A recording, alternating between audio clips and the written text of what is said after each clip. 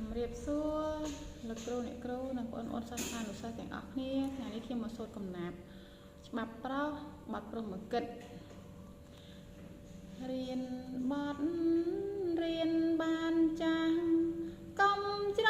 ឡំឡារៀមច្បងស្រដីនឹងអ្នកផងទៀងឲ្យគូកុំឯងវៃអញដាច់សាច់ឆ្កងបៀងពេញគេស្រដីដើមដៀលឲ្យអំប្រៃស្រដីថាកូនអិនពូញចាំងទុំមិនប្រដៅចែកូនចៅ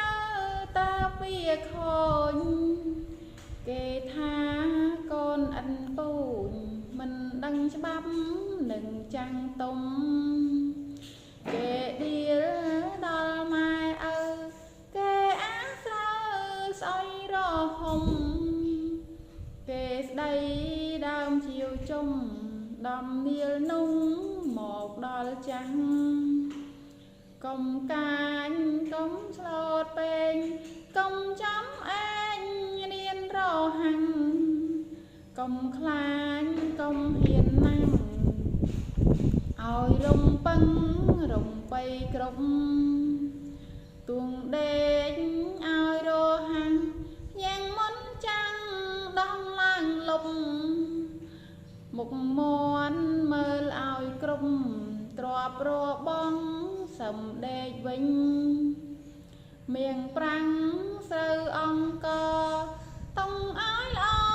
កុំសំប្រងសំចៃកុំឲ្យអងមើលថែធួនខ្លួនឯងណាសូវស្ដួចកុំឲ្យដាច់បើវាទិញឲ្យអង្សារីងរកផ្សំទៀតណាឲ្យបានច្រើនក្រវានទុកនឹងចាយឲ្យកិនក្រោយ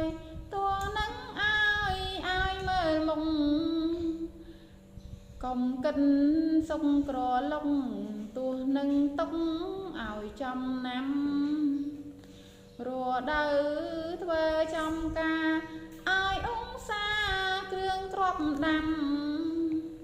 ស្លឹកគ្រៃញ៉ៃទ្រាំត្រំត្រាវត្រសង់ទ្របបនឡាយកុំខ្ជិលកុំច្រអូងទៅរងងរនសំគេមិនឲ្យឯងទេតែគឺមុំព្រមខ្ជិលដាំប្រយ័ត្ន